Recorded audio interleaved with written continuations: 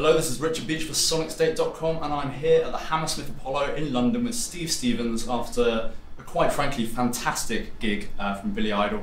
And I basically just want to ask you some questions about gear. That's what I want to do, if that's okay. So the first thing is, I've been in contact with the guys from Nags. Right. Apparently you're testing out 3 different prototypes for your second Nags signature. Yeah, well there are 3 different models that are coming out. So you're not having to choose one in particular? No, there's 3. We settled on 3 colors. You know, the first one that we did was black with a pink binding. Yeah. And I said, well, we can't do that again. You know, we'll offer a black. I think you can't go wrong with a black guitar. No. You know, it's such a classic thing. So we're going to do a especially black. with pink binding. Yeah, that was a dare actually. I said to them, I dare you to do a guitar with pink binding. They said, well, we'll do it. I said, yeah. So the guitar, all the SS2s that are coming out are essentially the same guitar. There's a white with a tortoiseshell binding on it, which I played tonight. There's a black with also a mother of pearl binding, and then there is a red sparkle, which is incredible looking.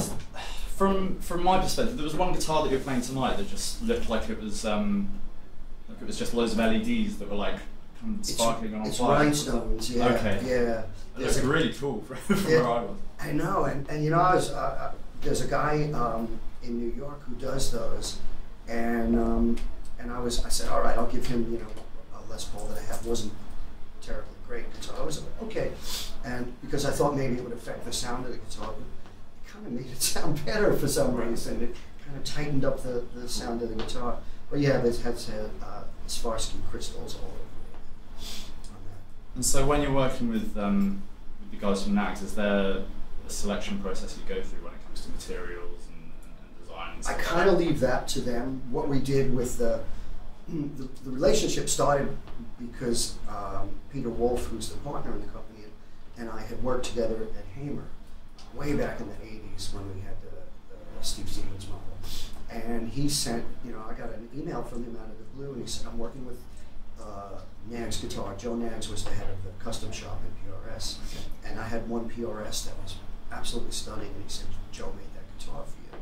So I said, well, send me what you've got. He sent me a couple of Nags guitars, and I like, there was one model that was close, but we altered the body style. I wanted it thicker like a Les Paul, and I didn't want it chambered.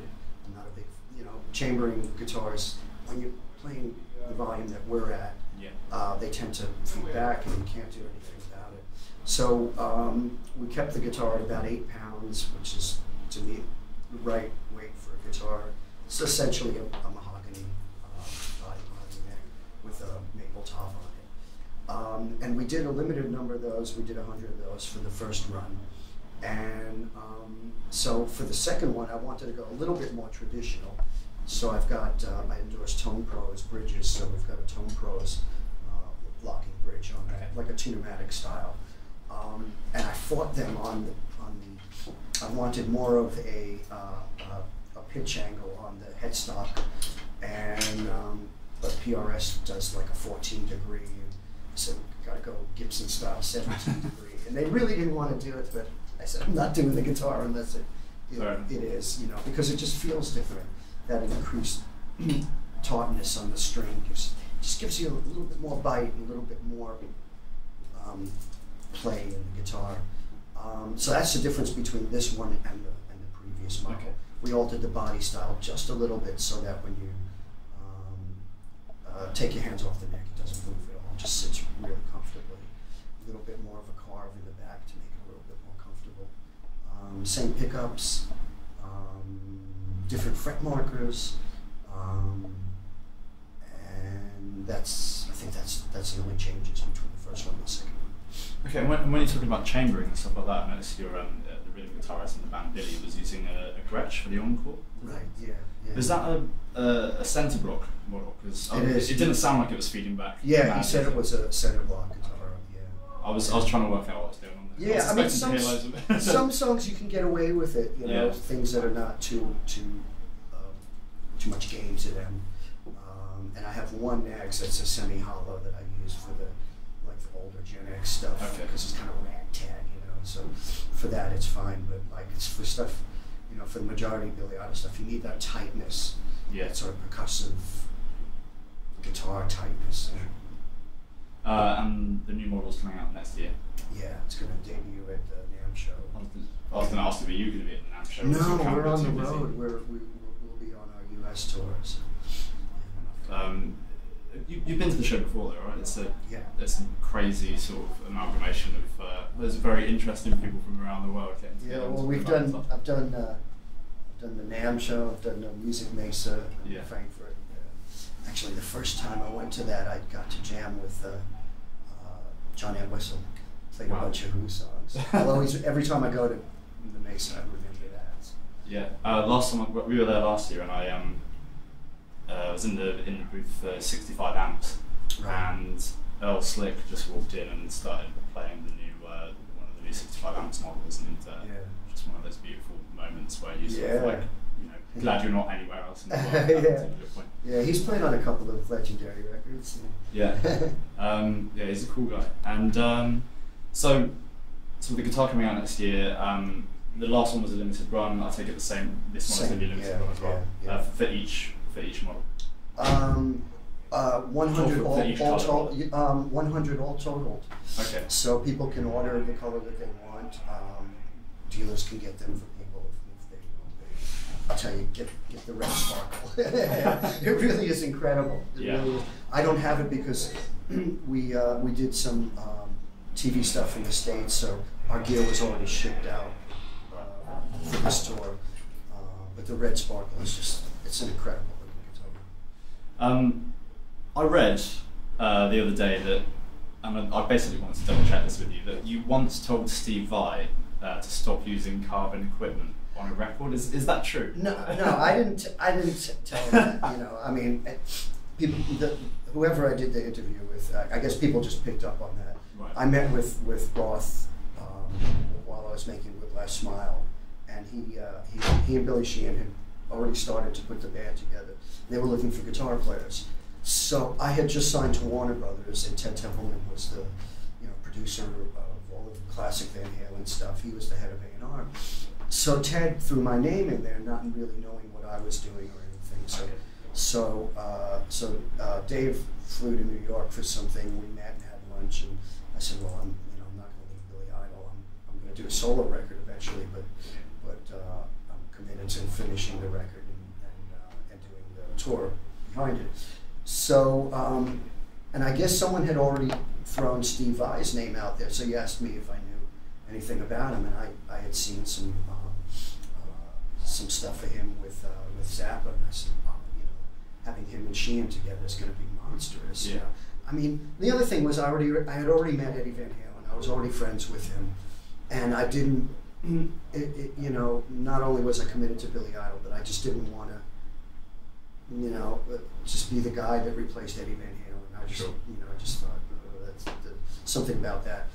But Steve was absolutely the right guy. So they came to New York to record the first record, and I guess Steve was using Carvins at the time. Ted called me up and said, we can't get the guitar sound that people are expecting. I have a guitar sound. So I just sent over all my Marshall stuff, which was all old plexis and about 3 or 4 sent over in good cabinets, old basket weave cabinets and stuff. And I said, well, what is he using? And he said Carvin. At that time, Carvin wasn't the company that it is now. Right. I mean, they make great equipment now, but back then it was not the quite right thing. So I said, just try the Marshall stuff. And that worked out, I guess. Yeah, but I wasn't trying to slag off Carvin or anything. And as I said, it's not the company now that it was back then. Okay.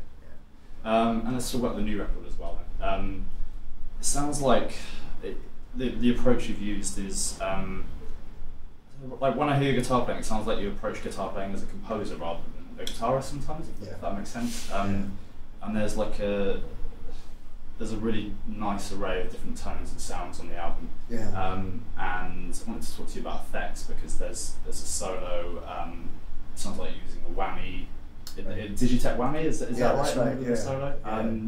And it sounds like there might be Eventide or Strymon on the album somewhere. And Yeah, what we did was we recorded the record here with Trevor Horn at SARM.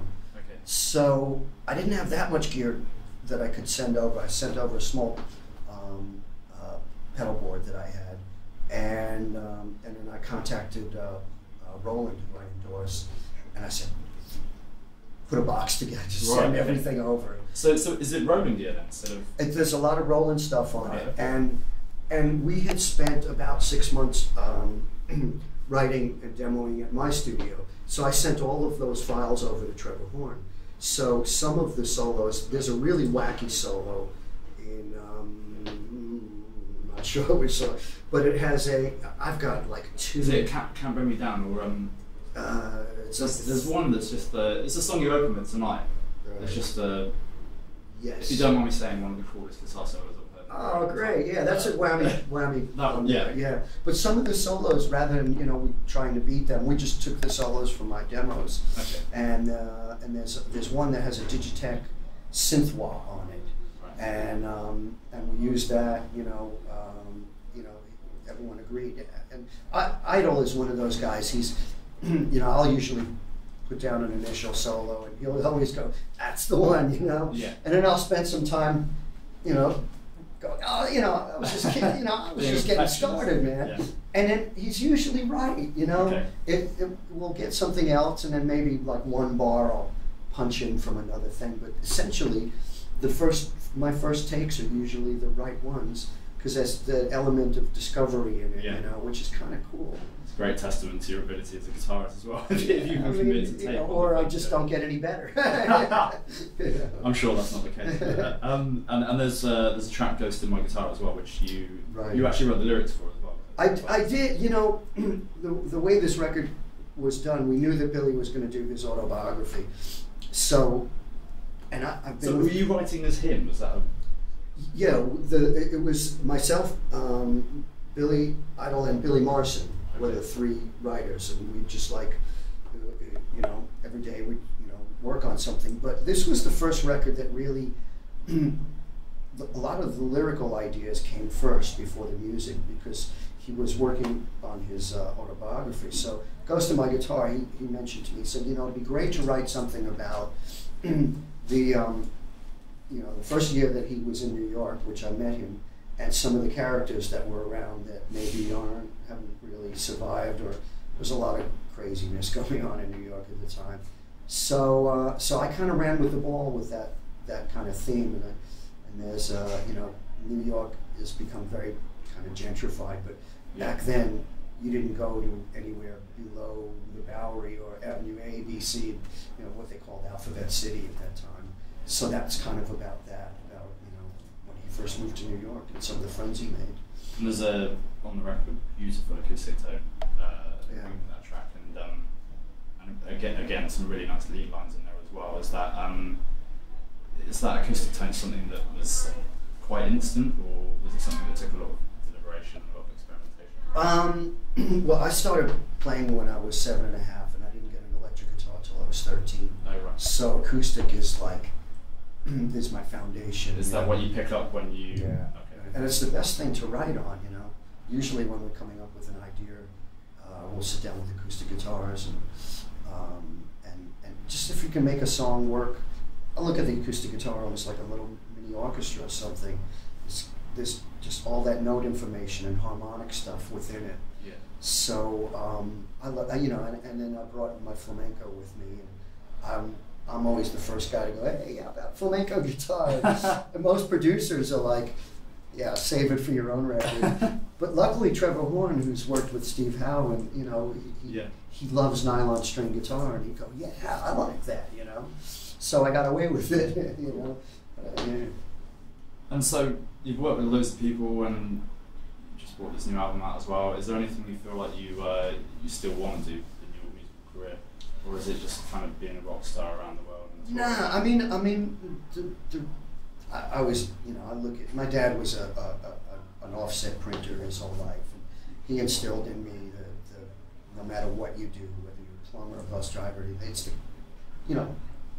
it's your craft. Yeah. And the guitar is such an incredible instrument. It's taken me all around the world. I've worked with Algerian musicians and gone to Bordeaux and France to work on rhyme music, and so I still look at myself as this, you know, traveling guitar player. The rock star thing is not really, you know, I'm a guitar player, I'm a guitarist, a musician, so, you know, I'm just very fortunate that I still love what I'm doing. You know, a lot of guys who've been doing it as long as me kind of get burnt out on it, or it's just, you know, a way to pay your mortgage or something. But I'm fascinated by the instrument still. And, but that said, you know, I'd love to do a classic rock record. Hopefully I'll get to do that after this whole record and everything. I really would love to do the records that shaped me as a musician of those early English, you know, guitar players, and then some of, you know, Robert Fripp and, as I mentioned, Steve Howe, the really inventive guys who are encompassing all these styles of guitar playing in the context of a rock band, you know, as opposed to the, you know, the blues guys like Clapton. And so I'd love to do a record that's rooted in that, because it's, you know, that's what still turns me on. It's like more like a prog element to guitar playing, I guess. Yeah, I mean, well, prog sort of it's prog is the porn of music. Yeah. You know, Rick Wakeman say it's like the porn. It's, you know, but essentially the idea to me, prog is the early stuff. Is the Nice with Keith Emerson, that first King Crimson record, when it was inventive and people were trying to break out of just playing blues licks. Eventually it became bloated and over, you know, ridiculous. But that original idea of using styles outside of rock and roll, I think is still valid, you know, and that was what was great about Zeppelin, because they were blues based, but they did these wild freakouts, and I think Page started that even with the Yardbirds, these psychedelic things, and you know, and to me it's my wheelhouse, you know. So, a court of the Crimson King / early Led Zepp, Steve Stevens album. I would love to. Yeah, I would love to. Yeah, I mean, I still love all that kind of, you know, sense of theater, and even I can see that on stage today. Actually. Yeah, I mean, even in the context of Billy Idol stuff, we have little segues. And rather than me do some kind of flash electric solo, you know, I do a nylon strings classical thing. Yeah, that's right. Yeah. So you can tell that's really where my heart lies. Brilliant. Okay, well, I don't know how long we've gone on for, so I better wrap it up. Just in case it's been like a really long time. I've lost all sense of time. So cheers for talking to us. And, my pleasure. And as I said, I love the site, and I always check for new gear and stuff. It's really it's good. That's pretty cool to hear. Yeah. Thank you very much for chatting. All right, thank you. Cheers, Steve.